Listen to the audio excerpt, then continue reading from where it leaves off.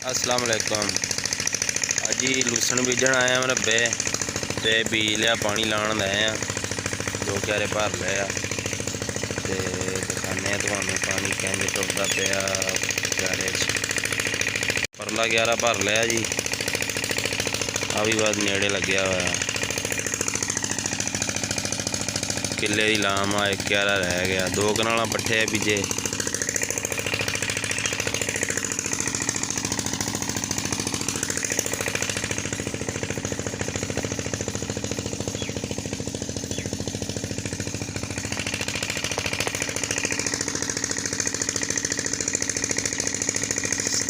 छे महीने वाला 6वां ही लूसन बीजा, नाल जेवा ते नाल सरों कट्ठे करके इक्को क्यारे इक्को बारी कट्ठा ना बीज दिता पट्ठियां वास्ते।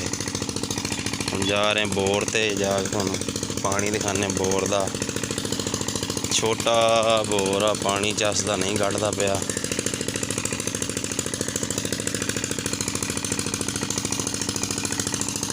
नाल वाले गवांढी भी लगे हुए पट्ठे बीजन।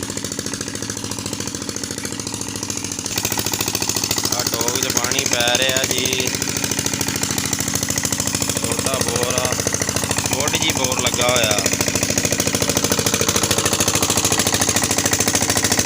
पानी एडा खास कोई नहीं है।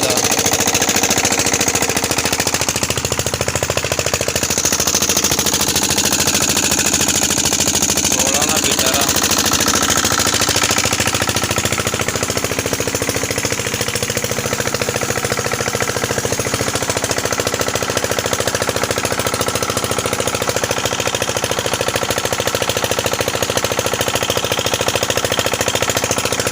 पट्ठे बीजदा पिया।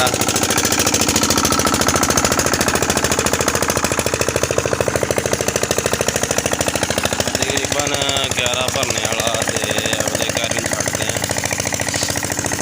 व्लॉग पसंद आवे तो लाइक कमेंट जरूर करियो ते मेरे चैनल भी सबसक्राइब कर दियो। ते जिदन जमेगा 7-8 दिन बाद बाहर आया ना जमीन तो लूसन, फिर तुहानू एक बारी इहदा रिजल्ट विखावांगे। बीज नवां बीजिया लैके, किसी की फरमाइश से भी ये बीज चंगा हैगा। ते जदों ये बाहर आया जमीन तो तुहानू चैक करावांगे। मिलांगे अगले व्लॉग दे विच।